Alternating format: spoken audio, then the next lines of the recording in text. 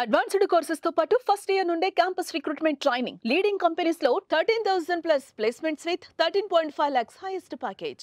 నమస్తే, welcome to Suman TV.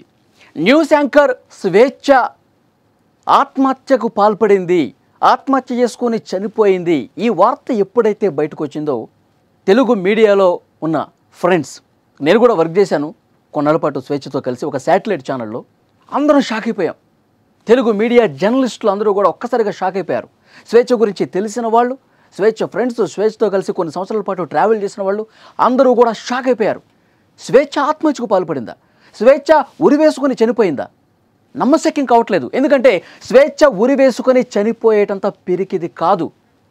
స్వేచ్ఛ చాలా ధైర్యవంతురాలు, సూసైడ్ చేసుకోదు. స్వేచ్ఛ ఎలా చనిపోయింది? చాలామంది కూడా చాలా డౌట్స్ వ్యక్తం చేస్తూ ఉన్నారు. కానీ కుటుంబ సభ్యులు పోలీస్ స్టేషన్కి వెళ్ళి కంప్లైంట్ చేశారు. మా అమ్మాయి ఆత్మహత్య చేసుకునేంత పిరికిది కాదు, దీని వెనకాల ఏదో జరిగి ఉంటుంది, విచారణ జరిపించండి. ఇప్పుడిప్పుడే బయటకు వస్తున్నటువంటి సమాచారం, అసలు స్వేచ్ఛది ఆత్మహత్య లేక హత్య చేశారా? ఈ కోణంలో దర్యాప్తు జరగాల్సినటువంటి అవసరం ఉంది అని స్వేచ్ఛ గురించి బాగా తెలిసిన వాళ్ళు, వారి ఫ్రెండ్స్ కావచ్చు, కుటుంబ సభ్యులు కావచ్చు, బంధువులు కావచ్చు, మాలాంటి జర్నలిస్టు కావచ్చు, అనుమానం చాలా బలంగా ఉంది. నిష్పక్షపాతంగా విచారణ జరిపించాలి. ఆమెది ఆత్మహత్యనా లేదంటే హత్య చేశారా? పూర్ణచంద్రరావు అనే వ్యక్తితో సహజీవనం చేస్తోంది. స్వేచ్ఛకి గతంలో వివాహమైంది, విడాకులు తీసుకున్నారు, విడిపోయారు. 13 సంవత్సరాల కుమార్తె ఉంది. గత కొన్నాళ్లుగా పూర్ణచంద్రరావు అనే వ్యక్తితో సహజీవనం చేస్తున్నారు. ఇద్దరు కలిసి ఉంటున్నారు కొన్నేళ్లుగా. అతనితో విభేదాలు ఉన్నాయి, అతనితో ఇబ్బందులు పెడతా ఉన్నాడు, వేధిస్తూ ఉన్నాడు అని చెప్పి చాలా సందర్భాల్లో కూడా వీరి తండ్రికి ఫోన్ చేసింది స్వేచ్ఛ. కుటుంబ సభ్యులతో మాట్లాడుతూ ఉంది. నేను ఇతనితో వేగలేను, చాలా వేధింపులకు గురి చేస్తూ ఉన్నాడు, నేను కలిసి ఉండలేను అని మాట్లాడినటువంటి సందర్భాలు ఉన్నాయంట. తండ్రి పోలీసులు కంప్లైంట్ ఇచ్చాడు కదా, పోలీసులతో చెప్పినటువంటి మాట. సుమన్ టీవీ కూడా స్వేచ్ఛ తండ్రితో మాట్లాడినప్పుడు ఇదే విషయం చెప్పాడు. పూర్ణచంద్రరావు అనే వ్యక్తి ఇబ్బంది పెడతా ఉన్నాడు, గత కొన్ని రోజులుగా కలిసి ఉంటున్నారంట, కానీ పెళ్లి చేసుకోమంటే చేసుకోను అంటున్నాడంట. అంటే ఖరాఖండిగా చేసుకోను అని చెప్పట్లేదు, కానీ కాలయాపన చేస్తూ ఉన్నాడు. అంటే వాడుకొని వదిలేసే రకంగా పూర్ణచంద్రరావు క్యారెక్టర్ ఉందా? ప్రస్తుతం తల్లిదండ్రులు ఇదే రకమైనటువంటి కంప్లైంట్ ఇచ్చినటువంటి పరిస్థితుంది. ఈ పూర్ణచంద్రరావు ఎవరు? గతంలో మీడియాలో వర్క్ చేసిన అతని, ప్రస్తుతం బీఆర్ఎస్ పార్టీలో ఒక ముఖ్య నాయకుడి సహచరుడుగా ఉన్నాడు. బీఆర్ఎస్ సోషల్ మీడియాలో చాలా యాక్టివ్గా పనిచేస్తున్నటువంటి పరిస్థితి ఉంది. ఎందుకు ఈ విధంగా స్వేచ్ఛ ఆత్మహత్య చేసుకుంది అని మాట్లాడుతున్న వాళ్ళకి ఇది ఆత్మహత్య కాదు, హత్య అని చాలా బలంగా ఆమెతో ట్రావెల్ చేసిన వాళ్ళు నమ్ముతున్నటువంటి పరిస్థితి ఉంది. ఎందుకంటే నేను కూడా ఒక శాటిలైట్ ఛానల్లో 1 సంవత్సర కాలం పాటు ట్రావెల్ చేసి ఉన్నా. ఆమెతో వర్క్ విషయంలో చాలా సందర్భాల్లో డిబేట్లు, డిస్కషన్స్, ఏదైనా ఒక న్యూస్ ఐటమ్ గురించి మాట్లాడుకున్నటువంటి విషయంలో, ఏదైనా ఒక బ్రేకింగ్ న్యూస్ గురించి డిస్కస్ చేసే విషయంలో చాలా చాలా ధైర్యంగా చెప్పేది. ఇలా జరిగి ఉండేది కాదు, ఇలా జరిగి ఉంటుంది, దీని వెనకాల రీజన్ ఇదై ఉంటుంది, చాలా ధైర్యంగా, చాలా బలంగా మాట్లాడుతూ ఉంటుంది.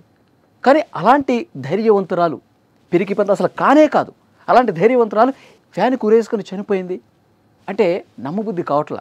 నాకే కాదు, చాలామంది జర్నలిస్టులకి, ఆమెతో కలిసి ప్రయాణం చేసిన జర్నలిస్టులకి ఈ విషయం చాలా బాగా తెలుసు. సో అందరూ కూడా ఇదే అనుమానం లేవనెత్తున్నారు. ఏం జరిగింటూ ఉంటుందో నిష్పక్షపాతంగా విచారణ చేసి నిజాలు నిగ్గు తేలాల్సినటువంటి అవసరం ఉంది అని చెప్తా ఉన్నారు. ఎస్, నాకు కూడా అనుమానం ఉంది, ఆమె ఆత్మహత్య చేసుకున్నంత పిరికిది కాదు. ఆమె ఒక పోస్ట్ కూడా పెట్టింది, ఇక్కడ మీరు చాలా క్లియర్గా చూడొచ్చు. ఆమె విగత జీవిగా మారకముందు కొన్ని గంటల ముందు పోస్ట్ పెట్టింది సోషల్ మీడియాలో, ఇన్స్టాలో. Quiet the mind and the soul will speak.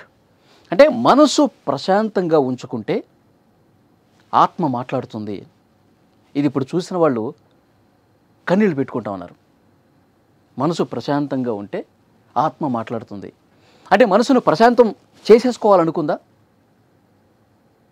ఇప్పుడు ఈ పోస్ట్ చూసిన తర్వాత మనసు ప్రశాంతత చేసుకుంటే ఆత్మకి ఒక శాంతి లభిస్తుందని చెప్పి ఆ అర్థం వచ్చే విధంగా పోస్ట్ పెట్టిందా అని మాట్లాడుతూ ఉన్నారు. మరి ఏది ఏమైనప్పటికీ కూడా నిష్పక్షపాతంగా విచారణ చేయాల్సిందే. అతను రాజకీయాల్లో కీలకంగా ఉన్నాడు కాబట్టి ఈ కేసును తొక్కి పెడతారేమో అన్న ఒక అనుమానం కూడా కొంతమంది వ్యక్తం చేస్తూ ఉన్నారు. వాళ్ళ కుటుంబ సభ్యులతో సుమన్ టీవీ మాట్లాడినప్పుడు పూర్ణచంద్రరావు గురించి చాలా బలంగా చెప్తా ఉన్నాడు వాళ్ళ డాడీ. కొన్ని రోజులుగా కలిసి ఉంటున్నారు, పెళ్లి చేసుకోమంటే చేసుకోవట్లేదు, స్వేచ్ఛ చాలా సందర్భాల్లో నాతో ఫోన్ చేసి మాట్లాడింది, బాధపడింది, ఇవన్నీ చెప్తూ ఉంటుంది. కాబట్టి పూర్ణచంద్రరావు ఏం చేశాడన్నది కూడా, ఏం మాట్లాడాడన్నది కూడా ఎలాంటి వేధింపులకు గురి చేశాడన్నది కూడా బయటికి రావాల్సి ఉంది అని కుటుంబ సభ్యులు చెప్తా ఉన్నారు. సో డెఫినెట్గా అనుమానాలు అయితే చాలా స్పష్టంగా కనిపిస్తున్నాయి. నిజంగా రాత్రి ఈ వార్త వచ్చిన దగ్గర నుంచి మీడియాలో ఉన్న స్వేచ్ఛ ఫ్రెండ్స్ తోటి జర్నలిస్టులు అందరూ కూడా షాక్ అయిపోయారు. వారి కుమార్తె 13 సంవత్సరాలు ఉంటాయి. ఎంతకీ ఫోన్ తీయట్లేదు. అమ్మ ఫోన్ తీయట్లేదు ఏంటి అని చెప్పి డైరెక్ట్ ఫ్లాట్ దగ్గరికి వెళ్ళి చూస్తే ఫ్లాట్ క్లోజ్ చేసి ఉంది, ఫోన్ లిఫ్ట్ చేయట్లేదు. వెంటనే స్వేచ్ఛ తండ్రికి ఫోన్ చేసింది, తాతకి. వాళ్ళు వచ్చి చూశారు. వాడు డోర్ బలవంతంగా ఓపెన్ చేసి చూస్తే ఆమె ఫ్యాన్కి వేలాడుతూ కనిపించింది. షాక్ అయిపోయారు అందరూ.